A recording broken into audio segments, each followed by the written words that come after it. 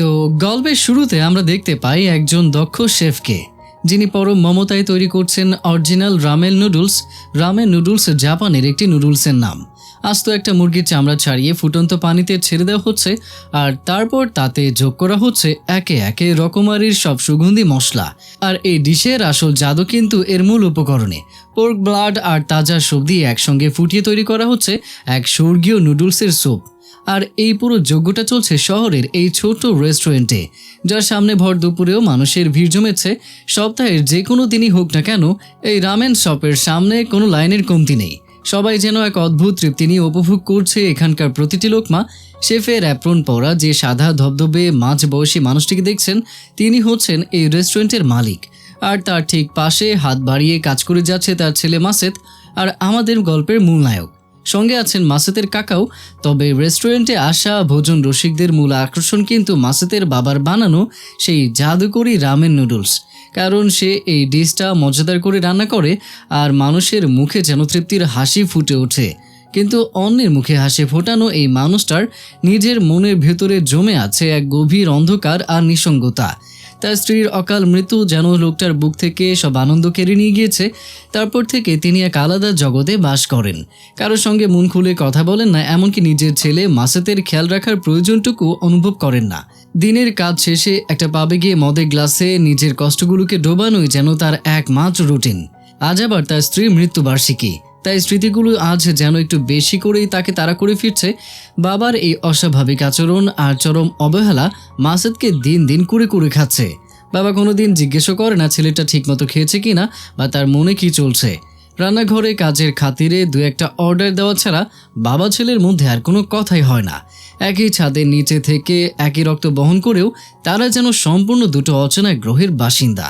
মাসেদ মন খুলে তার এই বুকফাটা কান্নার কথাগুলো কাকা শ্রেতর কাছে উজাড় করে দেয়। কাকা তাকে সান্ত্বনা দিয়ে বলে, তোর বাবা তোর মাকে এতটা ভালোবাসতো যে সে চলে যাওয়ার পর থেকে তোর বাবার জীবনটা যেন থমকে গিয়েছে। তুই কষ্ট পাস না, আমি ভাইকে বোঝাবো। এইসব বলে সে মাসেদকে সান্ত্বনা দেয়। এরপর কথাগুলো বলে কাকা চলে যায় সেই পাবের দিকে, যেখানে তার ভাই মদে ডুব মেরে বসে আছে।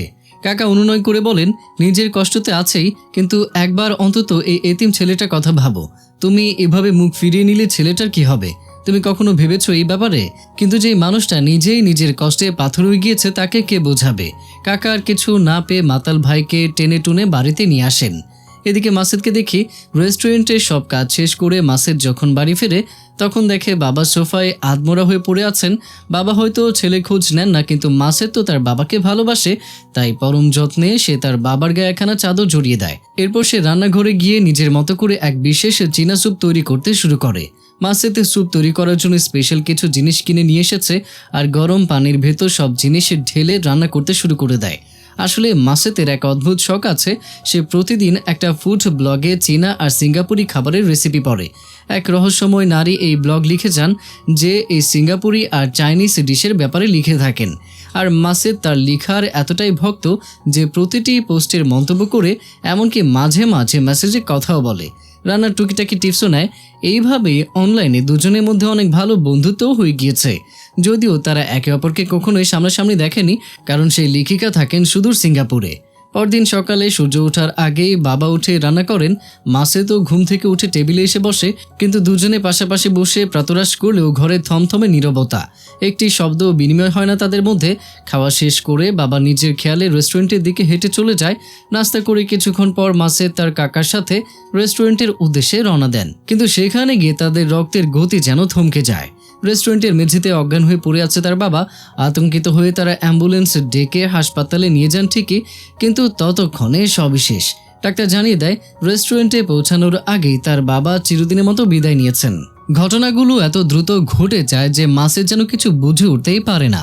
প্রথমে মা আর এখন বাবা, এক লহমায় পুরো পৃথিবীটা যেন তার মাথার উপরে ভেঙে পড়ল।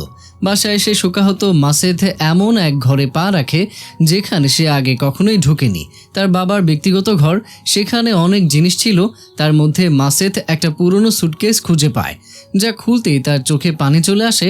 আসলে মাসেদের বাবা তার মায়ের কিছু জিনিস খুবই যত্নে রেখে দিয়েছে। সুটকেসে যত্ন করে রাখা আছে মাসেদের শৈশবের কিছু ছবি, অ্যালবামের পাতায় আঁকা তার জীবনের প্রথম পদক্ষেপের স্মৃতিচিহ্ন, যা তার মা পরম মমতায় আগলে রেখেছিল। এসব দেখে মাসেদ ইমোশনাল হয়ে যায়, আর তখনই প্রকাশ পায় একটা বড় সত্য। মাসেদের মাও ছিলেন একজন অসাধারণ শেফ। সিঙ্গাপুরে তার পরিবারে একটা নামজাদা রেস্টুরেন্ট ছিল। কাজের সূত্রে মাসেদের বাবা যখন সিঙ্গাপুরে যান তখন তাদের পরিচয় হয় এবং প্রেম জন্মায়, কিন্তু তার পরিবার এই সম্পর্ক কোনোভাবেই মেনে নেয়নি। তাই সব বাদ ভেঙে দুজনেই বিয়ে করে জাপানে চলে আসেন, কারণ এটা মাসেদের বাবার দেশ। সুটকেসের ধুলোঝরা কাগজপত্রের মধ্যে মাসেদ খুঁজে পায় তার মায়ের লেখা কিছু চিঠি আর একটা পুরনো ডায়েরি। ডায়েরির পাতা উল্টাতে উল্টাতে মাসেদের বুকটা অনুশোচনায় মোচড় দিয়ে ওঠে। সে কাকাকে কেঁদে কেঁদে বলে, আমি কত ভুল করেছি কাকা, আমি বাবাকে বুঝতে পারিনি। আমার বাবার খেয়াল রাখা উচিত ছিল, শুধু নিজের অভিযোগগুলোই আঁকড়ে ধরেছিলাম। আমি তো এখন বুঝতে পারছি যে সে মাকে কতটা মিস করছিল আর কতটা কষ্ট পাচ্ছিল সে। আমি তার কষ্ট বুঝতে পারিনি। তখন মাসেদের কাকা বলেন, তুই নিজেকে দোষ দিস না। আসলে তোর মা চলে যাওয়ার পর থেকেই তোর বাবা মানসিক অবসাদে ভুগছিল। বিয়ের পর যখন তোরা জাপানে আসিস তখন এই ছোট্ট দোকানটা শুরু হয়েছিল। প্রথমে তোর বাবা ঠিকমতো রেস্টুরেন্ট চালাতে পারতো না, কিন্তু তোর মা জানতো সিঙ্গাপুরি ডিশ আর তোর বাবা জানতো জাপানি রামেন। তখন দুজনেই নানা রকম ডিশ বানিয়ে সেল করতে শুরু করে। দুজনে মিলে যখন রান্না শুরু করলো তখন দেখতে দেখতে দোকানটা জমজমাট হয়ে উঠল। কিন্তু তোর মা মারা যাওয়ার পরও তোর বাবা একা হাতে এই দোকানের মান ধরে রেখেছিল, আর এখন এই দোকান বাঁচিয়ে রাখার দায়িত্ব তোর। মাসেদ তার বাবার থেকে জাপানিজ ডিশ বানাতে শিখেছে, কিন্তু মায়ের পরিবারের সেই ঐতিহ্যবাহী সিঙ্গাপুরি রান্নার স্বাদ তো সে পুরোপুরি জানেই না। রেস্টুরেন্টটাকে নতুন করে গড়ে তুলতে হলে তাকে মায়ের সেই গোপন রেসিপি শিখতেই হবে। তাই সে কাকাকে জানায় সে সিঙ্গাপুরে যাবে। মায়ের ডায়েরিতে সে পুরনো রেস্টুরেন্টের ঠিকানা লেখা আছে, যেটা তার ফ্যামিলি সবাই চালাতো। সেখানে এখনও আমার মামা আর ঠাকুমা থাকেন, আর আমি সেখানে গিয়ে সব রান্না শিখব। তখন কাকা বলে, তোমার যেটা ভালো মনে হয় তুমি সেটাই করো, আমি তোমাকে সাহায্য করব। তারপর মাসেদ বাসায় আসে আর আবারও মায়ের ডায়েরিটা পড়তে শুরু করে দেয়। মায়ের ডায়েরির প্রতিটি পাতায় লেখা রয়েছে ছোটবেলায় মাসেদের রান্নাঘরে সাহায্য করার মিষ্টি সব স্মৃতি। মা সেই সব স্মৃতি ভালোবেসে ডায়েরিতে লিখে রেখেছেন। ডায়েরিটা পড়তে পড়তেই মাসেদের শৈশবের সেই সোনালি দিনগুলোর কথা মনে পড়ে যায়। আর কাল বিলম্ব না করেই পরের দিনই নিজের পোষা কুকুরটিকে প্রতিবেশীর জিম্মায় রেখে সিঙ্গাপুরে সে ফ্লাইট ধরে। আসলে 10 বছর বয়স পর্যন্ত এই সিঙ্গাপুরেই বেড়ে উঠেছিল মাসেদ। শহরের প্রতিটি গলি, প্রতিটি বাতাস যেন তার চেনা।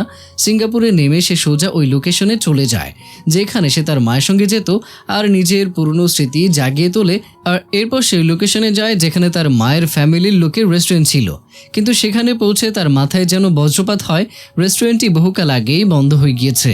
মাসেদের মনে হয়েছিল যে এখানে হয়তো তার মামা আর তার নানি থাকবে, কিন্তু এখানে কাউকে না পেয়ে ভেঙে পড়া মন নিয়ে সে দাঁড়িয়ে থাকে বন্ধ দরজার সামনে। ঠিক তখনই এক ফ্ল্যাশব্যাকে আমরা দেখতে পাই মাসেদের বাবা মায়ের প্রথম সাক্ষাতে সেই মিষ্টি দৃশ্য।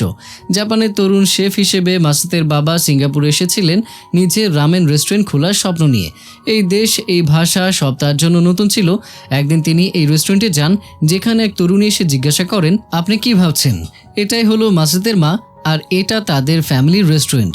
আসলে মাসেদের মায়ের ফ্যামিলিরা সিঙ্গাপুরি ভাষা বলে, কিন্তু নতুন মানুষ দেখে মাসেদের মা বুঝতে পেরেছিল যে সে জাপানিজ। সে একটু একটু জাপানিজ ভাষা জানতো, তাই সে জাপানিজ ভাষাতেই জিজ্ঞাসা করে। এটা দেখে মাসেদের বাবা জিজ্ঞাসা করে, আপনি জাপানিজ ভাষা জানেন? তখন মাসেদের মা বলে, আমার জাপানিজ টিভি শো অনেক পছন্দ, সেই শোগুলো দেখে একটু একটু শিখেছি। এরপর মাসেদের বাবা পোর্ক স্যুপ অর্ডার করে। মাসেদের মা যখন স্যুপটি এনে দেয় তখন মাসেদের বাবা প্রথম চুমুকেই তাজ্জব হয়ে যায়। সে তো বিশ্বাসই করতে পারছিল না যে এত ভালো স্যুপ এখানেও কোথাও পাওয়া যায়। তখন মাসেদের মা বলে, এটা আমাদের রেস্টুরেন্টের স্পেশাল ডিশ। আর হ্যাঁ, আপনি কি কাজে সিঙ্গাপুরে এসেছেন? তখন তার বাবা বলে, আমিও একজন শেফ, আর জাপানের রামেন নুডলস অনেক পপুলার, তাই ভাবলাম সিঙ্গাপুরে আমিও একটা রামেন নুডলসের দোকান খুলে ফেলি। আর এইভাবে দুজন দুজনের সাথে কথা বলে আর ধীরে ধীরে তারা ফ্রেন্ড হতে শুরু করে দেয়। বর্তমানে সিঙ্গাপুরে এক রেস্টুরেন্টে একা বসে আছে মাসেদ। ঠিক তখনই সেখানে হাজির হয় মিলি, সেই বিখ্যাত ফুড ব্লগার যার লেখার ভক্ত মাসেদ নিজেই। আসলে মাসেদ তাকে বলেছিল যে সে সিঙ্গাপুরে আসছে। মাসেদ সিঙ্গাপুরে আসছে জেনে মিলি তার সঙ্গে দেখা করতে ছুটে এসেছে, কারণ মিলি একজন ফুড ব্লগার আর সে এখানকার এমন কোনো রেস্টুরেন্ট নেই, এমন কোনো ডিশ নেই যে মিলি তার ব্যাপারে জানে না। এরপর সে মাসেদকে নিয়ে যায় শহরের সেরা স্পেশাল এক চিকেন রাইসের দোকানে। জীবনে প্রথমবার এই ডিশ খেয়ে মাসেদ একদম বাকরুদ্ধ হয়ে পড়ে। মিলি পরম উৎসাহে ডিশটির সিক্রেট উপকরণের কথা ব্যাখ্যা করতে থাকে। তখন মাসেদ বলে, আপনি যেরকম বলেছিলেন ঠিক সেই রকমই এই রাইসের স্বাদ। কথা প্রসঙ্গে মাসেদ জানায় তার আসার আসল উদ্দেশ্য হচ্ছে একটা পুরনো রেস্টুরেন্ট খুঁজে বের করা, যেটা অনেক আগে আমার মায়ের ফ্যামিলির সবাই চালাতো, কিন্তু এখন ওই রেস্টুরেন্টটা বন্ধ। মিলি তখন বলে, হতে পারে রেস্টুরেন্টটা অন্য কোথাও শিফট হয়েছে, হাল ছেড়ো না, একটু চেষ্টা করলেই অবশ্যই তার খোঁজ পাওয়া যাবে। আর তোমার মায়ের ফ্যামিলির সবাই বিশেষ করে পার্ক স্যুপ বানাতো, তাই তো? তাহলে তো খোঁজা আরও সহজ হয়ে যায়, কারণ সিঙ্গাপুরে পার্ক স্যুপ বানায় এমন হাতে গোনা কয়েকটা পরিবারই আছে। একটু খোঁজে করলে আমরা তোমাদের মামার ঠিকানা বের করতে পারবো। কথায় কথায় মাসেদ জানতে পারে মিলির জীবনের গল্প। মিলি একজন জাপানি নারী যিনি স্বামীর সঙ্গে সিঙ্গাপুরে এসেছিলেন, কিন্তু এখন ডিভোর্স হয়ে যাওয়ার পর তিনি নিজের ছেলেকে নিয়ে একা থাকেন। আর অনেক বছর ধরে সিঙ্গাপুরে থাকার জন্য সেখানকার ভাষাও বলতে পারে এবং একটা লাক্সারি বারে কাজ করে। তখন মিলি বলে, সন্ধ্যায় ফ্রি থাকলে আমার বারে চলে এসো। তারপর সন্ধ্যায় যখন মাসেদ বারে যায়, তখন মিলি তাকে একটা লোকের সাথে পরিচয় করিয়ে দেয়। সে এখন সিঙ্গাপুরে রামেন নুডলসের রেস্টুরেন্ট চালায়। এতটুকুই না, পৃথিবীতে তার অনেক রামেন নুডলসের ব্রাঞ্চও আছে। তখন মাসেদ গর্বের সঙ্গে জানায় যে তার বাবাও জাপান থেকে সিঙ্গাপুরে এসেছিল 1980 সালে, আর তার বাবাও একজন শেফ ছিল। এই কথা শুনে লোকটা জিজ্ঞাসা করে, আচ্ছা এই ব্যাপার, তো সেও কি রামেন নুডলস বানাতো? তখন মাসেদ বলে যে আসলে সে কাসেকি বানাতো। এর অর্থ হচ্ছে ঐতিহ্যবাহী বহু ব্যঞ্জনার জাপানি নৈশভোজ। সেই সময় মাসেদের বাবা চেন অফ রেস্টুরেন্টে কাজ করত, যেটা কাসেকির জন্য স্পেশাল রেস্টুরেন্ট ছিল। সেই ব্রাঞ্চ খোলার জন্য মাসেদের বাবাকে সিঙ্গাপুরে পাঠানো হয়েছিল। এখানে আমরা আরও একটা ফ্ল্যাশব্যাক দেখতে পাই। মাসেদের মা মাসেদের বাবার নতুন রেস্টুরেন্টে এসেছে। তখন জানা যায় যে তাদের প্রথমবার দেখা হওয়ার পর অনেক দিন কেটে গিয়েছিল, আর এখন তারা অনেক ক্লোজ ফ্রেন্ড হয়ে গিয়েছে। মাসেদের বাবা তার জন্য এক রাজকীয় ভোজের আয়োজন করেছেন। যদিও আজ রেস্টুরেন্ট বন্ধ, কিন্তু মাসেদের বাবা মায়ের জন্য স্পেশালভাবে সব আয়োজন করেছেন। তার বানানো প্রত্যেকটা ডিশ এতটাই সুস্বাদু ছিল যে সে শুধু তার প্রশংসাই করছিল। তারপর সে বলে, এত ভালো খাবার আমি আজ পর্যন্ত খাইনি। আপনি আমার জন্য কতটা মেহনত করেছেন, এর বদলে আমি আপনাকে একটা ট্রিট দিতে চাই। ভালোবাসার প্রতিদানে পরের সপ্তাহে তিনি মাসেদের বাবাকে নিয়ে যান এমন এক রেস্টুরেন্টে, আর সেখানে গিয়ে এমন এক অদ্ভুত ডিশ অর্ডার করে যেগুলো তার বাবা আগে কখনোই খায়নি, যার স্বাদের জাদু তার বাবাকে সম্পূর্ণ মন্ত্রমুগ্ধ করে দেয়। দিনে দিনে তাদের প্রেমটা গভীর হয়। পরিবারকে লুকিয়ে তারা একে অপরের সঙ্গে দেখা করতে শুরু করে দেয়, আর একসাথে রান্নাও করে। রান্না করার সময় একটু একটু রোমাঞ্চ করে, এবং একদিন সব বাধা পেরিয়ে ফ্যামিলি কাউকে না জানিয়ে গোপনে বিবাহ বন্ধনে আবদ্ধ হয়ে যায়। তো বর্তমানে দৃশ্যে দেখা যায় মাসেদ মিলিকে তার মায়ের সে পুরনো ডায়েরিটি দেখায়, যার কিছু অংশ মান্দারিন ভাষায় লেখা ছিল। মাসেদ তো মান্দারিন ভাষা জানতো না, তাই মিলি পরম যত্নে ডায়েরির সেই লাইনগুলো জাপানিতে অনুবাদ করে শোনায়। তখন মাসেদ বুঝতে পারে যে তার মা তাকে কতটা ভালোবাসত। এমনকি ডায়েরির প্রতিটি ছত্রে লেখা আছে নিজের মায়ের মনে ক্ষমার জন্য যে আকুল আর্জি। মাসেদ এতদিন জানতো বাবা মায়ের প্রেম বিবাহ হয়েছিল, কিন্তু পরিবার যে এই বিয়ের কারণে চিরদিনের জন্য সম্পর্ক ছিন্ন করেছিল এবং দাদির মনে কতটা ক্ষোভ ছিল তা সে আজ প্রথম জানতে পারল। আসলে মাসেদ জানতো না যে তার বাবা মা আর নানির মধ্যে এমন কি হয়েছিল যে মা এত কষ্ট পেয়ে এইসব কিছু লিখেছে। আসলে বন্ধুরা, মাসেদ জানতো না যে তার বাবা মা পালিয়ে বিয়ে করেছিল। ডায়েরির পাতায় মায়ের আঁকা একটি কাল্পনিক ছবি ছিল, যেখানে মাসেদ, তার বাবা মা, মামা এবং নানি সবাই একসঙ্গে হাসি মুখে দাঁড়িয়ে আছে। হয়তো সে তার পুরো পরিবারের সাথে থাকার জন্য ছটফট করছিল, আর এই কারণেই হয়তো সে এমন ছবি এঁকেছিল। ডায়েরিতে সেই বিশেষ পোর্ক স্যুপের রেসিপিও লেখা ছিল, যেটা সিঙ্গাপুরে তাদের রেস্টুরেন্টে প্রথম বানানো হয়েছিল। কিন্তু মাসেদের মাথায় একটাই চিন্তা, নানির এই কঠিন জেদ আর ক্ষোভের আসল রহস্যটা কি, যার জন্য মা আর নানি আলাদা হয়ে গিয়েছিল। তো পরের সিনে মিলিয়ে মাসেদকে একটা জায়গায় নিয়ে যায় যেখানে বহু বছর ধরে পোর্ক বক চা বানানো হয়। তখন মাসেদ অবাক চোখে তাকিয়ে দেখে কিভাবে এক একটি হাড় থেকে মাংস ছাড়ানো হচ্ছে। মিলি বলে, এরা বহু বছর ধরে এই এলাকায় বাস করছে, তোমার মায়ের রেস্টুরেন্টের খোঁজ হয়তো এরাই দিতে পারবে, চলো খোঁজ করে দেখা যাক। তারপর তারা দোকানের মালিককে মাসেদের শৈশবের একখানা ছবি দেখায়, যেই ছবিটিতে মাসেদের সঙ্গে তার মা ও মামাও ছিলেন। বয়স্ক দোকানদার তৎক্ষণাৎ চিনতে পেরে বলেন, আরে এ তো জন, ওদেরই পরিবার তো এখানে রেস্টুরেন্ট চালাতো। তবে সেটা বন্ধ হয়ে যাওয়ার পর জন এখন শহরের এক নামজাদা বড় রেস্টুরেন্টের প্রধান শেফ হিসেবে কাজ করছে। খবর পাওয়া মাত্রই মাসেদ আর মিলি ছুটে যায় সেই বিলাসবহুল রেস্টুরেন্টে। সেখানে বসে তারা অর্ডার করে রেস্টুরেন্টের স্পেশাল পোর্ক স্যুপ, যা আসলে মাসেদের মায়ের সেই নিজস্ব রেসিপি। আর প্রথম চামচ মুখে দেওয়া মাত্রই মাসেদের চোখে পানি চলে আসে। শৈশবে মায়ের হাতে খাওয়া সেই একই স্বাদ, একই সুবাস যেন ঝড়ের বেগে ফিরে আসে তার স্মৃতিতে। কিন্তু সে অবাকও হয় যে এটা কি করে সম্ভব। ঠিক তখনই রান্নাঘর থেকে বের হয়ে আসেন এক প্রবীণ শেফ। তাকে দেখেই মাসেদ চিনে ফেলে, আরে এটা তো তার নিজের মামা। কিন্তু জন তাদের কাস্টমার ভেবে জিজ্ঞাসা করেন, স্যুপটা কেমন লাগলো আপনার? মাসেদ কোনো কথা না বলে পকেটে থাকা পুরনো ছবিটি তার দিকে বাড়িয়ে দেয়। চেহারার অদ্ভুত মিল আর ছবিটা দেখেই শেফ জনের আর বুঝতে বাকি থাকে না যে তার সামনে দাঁড়িয়ে থাকে এই তরুণ ছেলেটি আর কেউই নয়, তার প্রিয় বোনের হারিয়ে যাওয়া সন্তান। আবেগে আপ্লুত হয়ে জন মাসেদকে বুকে জড়িয়ে ধরেন। এত বছর পর ভাগ্নেকে সামনে পেয়ে তিনিও চোখের পানি ধরে রাখতে পারেন না, আর বলে, কোথায় ছিলি তুই এতদিন? আমাদের সাথে দেখা করতে কেন আসলি না? যাই হোক, পরে কথা হবে, আগে তুই বাসায় চল। জন আর বিলম্ব না করে মাসেদকে নিয়ে সোজা নিজের বাড়িতে চলে যায়। স্ত্রী আর কন্যা সন্তানদের সামনে মাসেদের পরিচয় করিয়ে দেয় আর বলে, এটা আমার বোনের ছেলে। ছোটবেলায় সে আমার পেছনে পেছনে ঘুরে ঘুরে মামা মামা করে চিৎকার করতো আর নতুন নতুন খাবার আবদার করতো। যাই হোক মাসেদ, এখন তুমি কোথায় থাকো? আর হ্যাঁ, তোমার বাবা কেমন আছে? মাসেদ তখন বলে, বাবার বেঁচে নেই। সংবাদটি শুনে জনের মন খারাপ হয়ে গেলেও তিনি তার ভাগ্নেকে সান্ত্বনা দিয়ে বলেন, যাই হয়ে যাক, এখন তুই তোর নিজের ঘরে এসেছিস, এখন তোকে এখানেই থাকতে হবে। মাসেদ প্রথমে একটু ইতস্তত করে, কিন্তু যখন জন রেগে গিয়ে বলে, এত কি ভাবছিস, এটা তোরই বাসা, যদি তুই এখানে না থাকিস তাহলে আমার অনেক খারাপ লাগবে। মাসেদ তো অনেক মন খারাপ করেছিল যে তার মা বাবা বেঁচে নেই, কিন্তু খুশিও হয় এটা ভেবে যে এখন তাকে ভালোবাসার জন্য তার মামা আছে। এসব ভেবে মাসেদ একটু খুশি হয়। সুযোগ পেয়ে মাসেদ মামার কাছে আবদার করে, মামা তুমি কি আমাকে আমাদের পরিবারে সে ঐতিহ্যবাহী পোর্ক স্যুপ বানানো শেখাবে?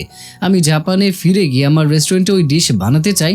তখন জন বলে, ওই স্যুপ বানানো অনেক কষ্টকর, কিন্তু তোমার এই মামা থাকতে তোমার চিন্তা করার কোনো প্রয়োজন নেই, তোমাকে আমি ধাপে ধাপে সব শিখিয়ে দেব।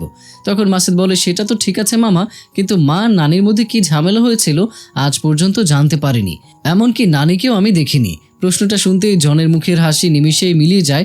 তিনি গম্ভীর হয়ে বলেন, সময় আসলে সবই বলবো।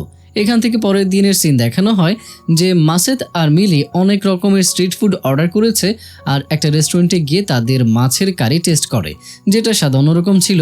তখন মিলি বলে, এটা একটা ইন্ডিয়ান রেস্টুরেন্ট, এখানকার সব ডিশ অনেক মজাদার আর সুস্বাদু হয়। তারপর স্ট্রিট ফুড খাওয়া লোকেদেরকে দেখানো হয় আসলে তারা যেভাবে খাচ্ছে সেটা দেখলে যে কারোরই ক্ষুধা লেগে যাবে। পরের দিন সকালে জন মাসেদকে ডেকে তোলে আর বলে, বাবা আমি আজ তোমাকে পার্ক স্যুপ বানানো শেখাবো। এই কথা বলে জন মাসেদকে নিয়ে যান ওই রেস্টুরেন্টে যেখানে সে বর্তমানে শেফ। সেখানে শুরু হয় কঠোর ট্রেনিং। মাংস কাটা থেকে শুরু করে মশলার নিখুঁত পরিমাপ সবকিছুই জন পরম যত্নে শেখাতে থাকেন। জন স্পষ্ট জানিয়ে দেন, মাংসের টুকরো ঠিক 2 ইঞ্চি হতে হবে, এর কম বা বেশি হলে চলবে না। এরপর কড়াইতে মাংসের সঙ্গে কালো মরিচ, রসুন আর বিশেষ মশলা মিশিয়ে টানা 5 ঘন্টা ধিমে আঁচে ফোটাতে হয়। 5 ঘন্টা পর আবার কিছুটা নতুন মাংস যোগ করে আরও 5 ঘন্টা হালকা আঁচে ফুটিয়ে তৈরি করতে হয়। এই স্যুপ রান্না করতে কমপক্ষে 10 ঘন্টা সময় লাগে। এইভাবে সে মাসেদকে স্যুপ বানানো শেখায়। কাজ শেষে রাতে মাসেদ যায় মিলির বাসায়। সেখানে গিয়ে দেখে মিলির ছোট ছেলে মায়ের সঙ্গে রান্নাঘরে খাবার তৈরিতে সাহায্য করছে। দৃশ্যটি দেখা মাত্রই মাসেদ নিজের শৈশবে ফিরে যায়। আবেগে তার গলা বুঝে আসে। এরপর তারা খাবার খেতে বসে। মিলির ছেলে খাবার খেয়ে রুমে চলে যায়। তখন মাসেদ মিলিকে বলে, তোমাদের দুজনকে দেখে মনে হচ্ছিল যেন আমি আমার ছোটবেলার মা আর আমাকে দেখছি। অতীতের কথা মনে পড়ছে আমার। তো জাপানে আমার ঘরের আলমারিতে মায়ের ব্যবহৃত প্রতিটি হাঁড়ি পাতিল সব যত্ন করে রেখেছি, এমনকি তার রান্নার অ্যাপ্রনটাও যেরকম সেরকমই আছে, সেটা আমি ধুয়েও ফেলিনি। ওটাতে এখনও আমার মায়ের গায়ের গন্ধ লেগে আছে। যখনই মায়ের কথা মনে পড়ে আমি ওটা শুকে স্বস্তি পাই। এখানে মাসেদের কথা শুনে মিলির চোখেও পানি চলে আসে আর বলে, আমি বুঝতে পারছি, কিন্তু এই মুহূর্তে তুমি আগে খাবারটা তো খাও। এভাবে মিলি তাকে শান্ত করে। পরের দিন আসে সেই ঐতিহাসিক মুহূর্ত। মামা জন পুরো পরিবার আর মাসেদকে নিয়ে হাজির হন মাসেদের নানির বাড়িতে। নাতি নাতনিদের দেখে সে অনেক খুশি হয়ে যায় আর মাসুদকে দেখে জনকে জিজ্ঞাসা করে এই ছেলেটাকে। তখন জন বলে, মা এ তো তোমারই নাতি। এই কথা শুনে সে একটু কনফিউজড হয়ে যায়। তখন জন আবারও তাকে একই কথা বলে।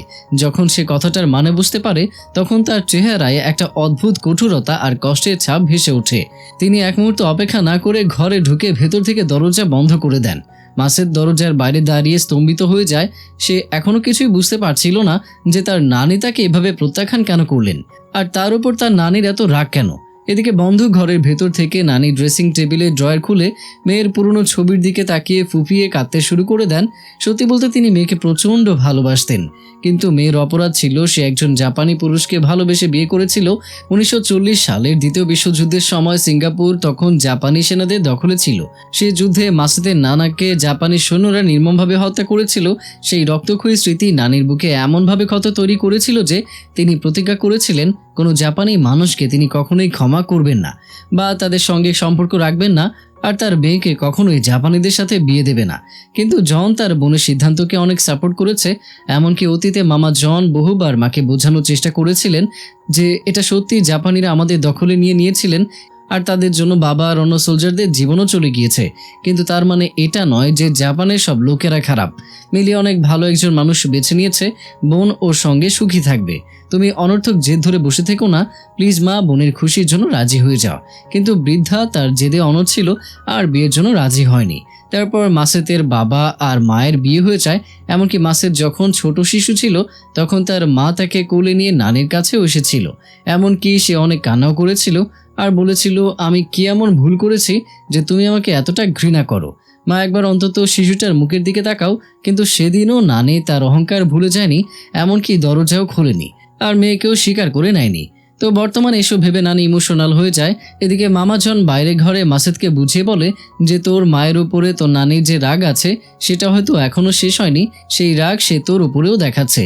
একটা কাজ করি, তাকে তার মতো ছেড়ে দেই, না হলে তোমার আর তার দুজনের চিন্তাই হবে। এসব শুনে মাসুদ অনেক কষ্ট পায়, কিন্তু সে কিছুই করতে পারে না। এরপর মন ভাঙা মাসুদ একা একা মিউজিয়ামে যায়, যেখানে 1940 সালের জাপানি সৈন্যদের অত্যাচারের ছবিগুলো দেখে সে স্তম্ভিত হয়ে যায় আর ভাবে হয়তো নানির রাগের কারণটা সঠিক। কিন্তু তারপরেও একজন দেশের লিডার আর তার আর্মিরা সিঙ্গাপুরে যা করেছে তার জন্য সাধারণ মানুষদের দোষী ভাবা তো অন্যায়। এসব ভেবে তার খুব কষ্ট হয় আর নিজেই বলে আমার ভাগ্য কতটা খারাপ। তো বাসায় এসে হতাশায় ডুবে মাসুদ আবারও মায়ের ডায়েরি পড়ে।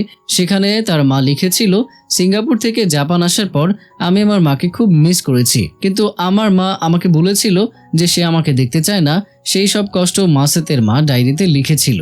জাপানে একটা ট্রেডিশনাল পুতুল বানানো হয়, সেই পুতুলে চোখ আঁকা থাকে না। যে লোকেরা ওই পুতুল কিনে আনে তারা তাদের কোনো ইচ্ছে মনের ভেতরে রেখে ওই পুতুলের একটা চোখ আঁকে, আর বলা হয় যে এমন করলে নাকি সেই ইচ্ছে খুব তাড়াতাড়ি পূরণ হয়।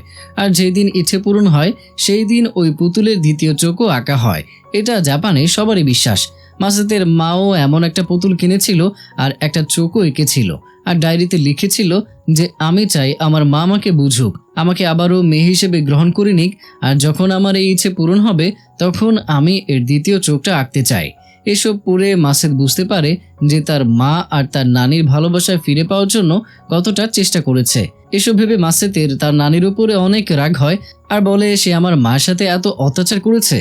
মায়ের জীবনের সাথে হওয়া এই মানসিক যন্ত্রণা আর অপমানের কথা ভেবে মাসুদের ভেতরে খুব আগ্নেয়গিরির মতো ফেটে পড়ে। তাই সে মিলির সাথে বারে বসে অতিরিক্ত মদ খায়। মিলি তাকে নিষেধও করে, কিন্তু সে একাই বকবক করে যে ওই বুড়ির এতটা রুড হওয়া উচিত হয়নি, আমার মা তো তারই মেয়ে ছিল, তারপরেও সে তাকে শত্রুর মতো ট্রিট করেছে, আমি ওই বুড়িকে ছাড়বো না। এসব বলে মাতাল অবস্থায় সে মাঝরাতে সোজা গিয়ে হাজির হয় তার নানির ঘরের দরজার সামনে আর বলে, ভেতর থেকে বসে কোনো ড্রামা সিরিয়াল দেখছো নাকি, বেরিয়ে এসো ঘর থেকে। কিন্তু তার নানি তো জাপানিজ ভাষা জানে না, সে শুধু মান্দারিন আর ইংলিশ ভাষা জানে।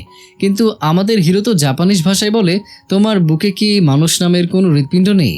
এই নাও তোমার মেয়ের ডায়েরি, পড়ে দেখো সারা জীবন তোমার ভালোবাসার জন্য সে কিভাবে তিলে তিলে মরেছে। সে তার পছন্দের মানুষকে ভালোবেসে বিয়ে করেছে আর তার জন্য তুমি তাকে তোমার শত্রু বানিয়ে ফেললে। যতদিন সে বেঁচে ছিল ততদিন সে তোমার ভালোবাসা পাওয়ার জন্য ছটফট করেছে, আর তুমি কি করলে? তুমি তাকে মৃত্যুর দিন পর্যন্তও ক্ষমা করনি। অপূর্ণ ইচ্ছে আর হাজার কষ্ট বুকে নিয়ে সে মারা গেছে। তখন মান্দারিন ভাষায় ভেতর থেকে বলে, তুমি মাতাল অবস্থায় জানি না কি বলছো, যা বলবে কাল এসে বলো, যখন তোমার মাথা ঠিক থাকবে। তখন মাসুদ তাকে বলে, হ্যাঁ আমি চলে যাচ্ছি, আমি সারা জীবনের জন্য এখান থেকে চলে যাব, কিন্তু যাওয়ার আগে এটা নাও, তোমার মেয়ের ডায়েরি। এটা পড়ো, তাহলে তুমি বুঝতে পারবে আমার মা বেচারি কতটা কষ্টে দিন কাটিয়েছে। অন্তত তখন তোমার মাথা থেকে ওই ভূত নেমে যাবে। এইভাবে সে তার নানিকে কথা শুনিয়ে ডায়েরি দিয়ে চলে যায়। তো পরের দিন সকালে যখন নেশার ঘোর কাটে, মাসেথে নিজেকে আবিষ্কার করে একটা অচেনা বাস স্ট্যান্ডে। মিলির উদ্বিগ্ন মেসেজ দেখে তার মনে পড়ে কাল রাতের তাণ্ডবের কথা। আতঙ্কে শিউরে উঠে সে ভাবে যে কাল রাতে আমার সাথে কি হয়েছিল আর আমি এখানে কি করে আসলাম। তখন তার একটু একটু করে মনে পড়ে যে সে নানির বাসায় গিয়েছিল। সে এটাও ভাবে যে তার নানি আবার তাকে কিছু বলেনি তো। তারপর সে নানিকে খুশি করার জন্য সে সোজা চলে যায় মামা জনের রান্নাঘরে আর পরম ভালোবাসায় তৈরি করতে শুরু করে সেই পোর্ক স্যুপ যা মামা তাকে শিখিয়েছিলেন। জন অবাক হয়ে জিজ্ঞাসা করে, কিরে এত সকালে কি করছিস? মাসেদ মুচকি হেসে জবাব দেয়, মা, আমি একটা নতুন ডিশ বানাতে যাচ্ছি, আপনি কি রামেন নুডলস খেয়েছেন? তখন জন বলে, হ্যাঁ খেয়েছি, কেন? তখন মাসেদ বলে, রামেন নুডলস আর পোর্ক স্যুপ মিলিয়ে আমি নতুন এক ফিউশন ডিশ বানাতে চাই যা আমি আমার নানিকে উপহার দেব। তখন জন বলে, দুইটা ডিশ এক জায়গাতে করে ভালো হবে কিনা সেটা তো পরের কথা, কিন্তু তুমি এসব করে নানিকে কেন দিতে চাও? এরপর মাসেদ কাল রাতের সব কথা তার মামাকে খুলে বলে। তাই আমি এরকম সুস্বাদু খাবার বানিয়ে নানির রাগ ঠান্ডা করতে চাই। এই কথা শুনে তো জনও তাকে সাহায্য করতে রাজি হয়ে যায়। আর এখন তাদের রামেন নুডলসের প্রয়োজন। আপনাদের মনে আছে মিলি মাসেদকে একটা রেস্টুরেন্টের ওনারের সাথে দেখা করিয়েছিল। তো সে সেখানে এসে নুডলস রান্না করে দুটা এক জায়গায় করে দুজন যখন টেস্ট করে তখন দুজনেই মুগ্ধ হয়ে যায়। এরপর মাসেদ ওই ডিশ বানিয়ে নানির বাসায় যায় আর ডোরবেল বাজিয়ে ডিশ বাইরে রেখে চলে যায়। নানি যখন দরজা খুলে তখন দেখে দরজার সামনে একটা টিফিন বক্স রাখা আছে আর তার সাথে একটা চিঠিও রাখা আছে। সেখানে মাসেদ কাল রাতের জন্য অনেকবার ক্ষমা চেয়েছে আর লিখেছে, প্লিজ এই ডিশ একটু টেস্ট করে দেখুন। তারপর নানি যখন ওই খাবার খায় তখন সে ইমোশনাল হয়ে যায়, কারণ তার মেয়ে যে পোর্ক স্যুপ বানাতো নানি এর মধ্যে সেই একই টেস্টই পাচ্ছে আর ওই স্যুপ রামেন নুডলসের সাথে খেতে অন্যরকম মজা লাগে। খাবার খেয়ে নানি তার মেয়ের কথা মনে পড়ে যায়। যখনই মাসেদের মা তার সাথে দেখা করতে আসতো তখন হয়তো নানি দরজা খুলতো না আর নয়তো কোথাও চলে যেত। একবার নানি তো দরজা খুলেই না, তাই মাসেদের মামা মাসেদের মাকে খাবার দেয় আর তার অনেক খেয়াল রাখে। এসব দূর থেকে দেখে নানি খুশি হচ্ছিল। এখন সে তার ভুল বুঝতে পারে যে সে তার অহংকারের জন্য নিজের মেয়েকে দূরে সরিয়ে রেখেছিল। মৃত্যুর আগ পর্যন্ত সে তার সাথে দেখাও করেনি। এসব কিছু ভেবে নানি আরও কষ্ট পায়। নিজের মেয়ে ডায়েরি পড়ার পর থেকে সে তো তার সব জেদ ছেড়ে দিয়েছে আর সিদ্ধান্ত নেয় যে মেয়েকে তো আমি হারিয়েছি, কিন্তু এখন আমি আমার মেয়ের ছেলেকে হারাতে দেব না। তাই সে মাসেদের সাথে দেখা করতে যায়। নানিকে দেখে মাসেদের ভয় হচ্ছিল যে নানি আবার তাকে গালি দিবে না তো, কিন্তু সে এরকম করে না, বরং হাসে আর বলে, বাবা তুমি যেই খাবার আমাকে খাইয়েছিলে তার স্বাদই অন্যরকম ছিল, আমার অনেক ভালো লেগেছে। এসব শুনে মাসেদ অনেক খুশি হয়ে যায়। তারপর নানি বলে, ওই ডায়েরিতে তোমার মা মান্দারিন ভাষায় যে রেসিপি লিখেছিল ওই সব রেসিপি আমি তোমাকে নিজে শেখাবো। এটা বলে নানি তাকে মার্কেটে নিয়ে যায় আর ওই ডিশের জন্য সব জিনিস কিনে মাসেদকে তার বাসায় নিয়ে যায়। সেই বাসায় একটা রুমও ছিল, যে রুমে নানি মাসেদের মায়ের সব জিনিস যত্ন করে রেখেছিল। মাসেদের মায়ের ছবি, তার কিছু জিনিস সেখানে ছিল। মনে হয় যখন নানির তার মেয়ের কথা মনে পড়তো তখন হয়তো সেই রুমেই থাকতো। তখন মাসেদ বুঝতে পারে যে নানির থেকে আলাদা হয়ে মা যতটা কষ্ট পেয়েছে ঠিক ততটাই কষ্ট মায়ের থেকে নানি আলাদা হয়েও পেয়েছে। নানি তার মেয়ের স্মৃতি এখানে নিয়ে বেঁচে আছে, কিন্তু কী লাভ, শেষ পর্যন্ত সে তো তার মেয়েকে দেখতে পায়নি। অন্তত সে তার মেয়ের ছেলেকে তো নিজে করে নিয়েছে। তারপর দুজন মিলে রান্নাঘরে গিয়ে রান্না করতে শুরু করে। তখন নানির মনে হয় যে তার সাথে তার মেয়ে রান্না করছে। মাসেদ তো তার সাথে কাজ করার সময় অনেক খুশি হয়ে যায়। এরপর দুজন মিলে রান্না করা খাবার একসাথে বসে খায়। নানির মনে হয় তার মেয়ের সাথে সে বসে খাবার খাচ্ছে। এসব ভেবে সে কান্না করতে শুরু করে দেয় আর বলে, আমাকে ক্ষমা করে দাও মা, আমার অনেক বড় ভুল হয়ে গিয়েছে। আমার নিজের জিদ ভুলে তোমাকে আপন করে নেওয়া উচিত ছিল। নিজের সন্তানকে নিজের থেকে দূরিয়ে সরে রেখে আমি অনেক বড় পাপ করেছি। সে এসব বলছিল তখন মাসেদ তাকে জড়িয়ে ধরে সান্ত্বনা দেয়। তখনও তার মনে হয় যে তার মেয়ে তাকে জড়িয়ে ধরে তাকে সান্ত্বনা দিচ্ছে। তো এরপর আমাদের এখান থেকে কিছু মাস পরের সিন দেখানো হয়। মাসেদ এখন সিঙ্গাপুরে একটা রেস্টুরেন্ট খুলেছে। আসলে সে এখানকার রান্না শিখে জাপানে চলে যেতে চাচ্ছিল আর সেখানে গিয়ে তার রেস্টুরেন্টে এই ডিশগুলো রান্না করতে চেয়েছিল। কিন্তু এখানে সে তার মামা আর নানিকে পেয়েছিল আর তাদের সাথে থাকলে সে ওই শান্তি পায় যে শান্তি সে তার বাবা মায়ের সাথে থাকতে পারলে পেত। এই কারণে সে এখানে থাকারই সিদ্ধান্ত নিয়েছিল। এমনকি মাসেদ ওই পুতুলের অন্য আরেকটা চোখও আঁকায়, কারণ এখন তার মায়ের শেষ ইচ্ছে পূরণ হয়েছে যে নানি তার মাকে বুঝতে পেরে মেনে নিয়েছে। যদিও বেঁচে থাকতে সে নানির ভালোবাসা পাওয়ার জন্য ছটফট করেছিল, কিন্তু মারা যাওয়ার পর নানি তাকে বুঝতে পেরেছে আর এর জন্যই মাসেদকে সে আপন করে নিয়েছে। মাসেদের এই রেস্টুরেন্টের স্পেশাল ডিশ হলো রামেন নুডলস আর পোর্ক স্যুপ দিয়ে বানানো নতুন ডিশ, যেটা মাসেদ তার নানির জন্য প্রথমবার বানিয়েছিল। লোকেদের ওই ডিশের টেস্ট অনেক পছন্দ হয়। মাসেদের রেস্টুরেন্টও এই কারণে অনেক ফেমাস হয়ে যায়। তারপর মাসেদ তার চাচাকে ওইখানে নিয়ে এসেছিল, সেও এই ডিশ টেস্ট করে বলে, তুই ফাটিয়ে দিয়েছিস, এর থেকে ভালো রামেন নুডলস আর পোর্ক স্যুপ কেউ বানাতেই পারবে না। তো এরপর একদিন কাজ শেষ করে যখন মাসেদ বাসায় ফিরছিল, তখন সে তার বাবা মাকে ইমাজিন করে যে তারা মাসেদের রেস্টুরেন্টে বসে তার বানানো খাবার খাচ্ছে আর অনেক এনজয় করছে। এসব দেখে মাসেদ খুশি হয়ে বাইরে আসে আর দেখে বাইরে মিলি দাঁড়িয়ে আছে। তখন দুজন দুজনের দিকে তাকিয়ে একটা হাসি দেয়, আর তাদের হাসি দেখে মনে হয় যে দুজন দুজনে ভালোবাসা প্রকাশ করছে আর দুজন দুজনের সাথে অনেক খুশি আছে। আর এই আনন্দের সাথেই এই মুভিটা এখানেই শেষ হয়ে যায়। बताओ याद है तुमको वो जब कहते थे मेरा नाम तुम तस्बीह में पढ़ते हो, कहीं बातों ही बातों में मुकरना भी जरूरी था, तेरी आँखों के दरिया का उतरना भी जरूरी था।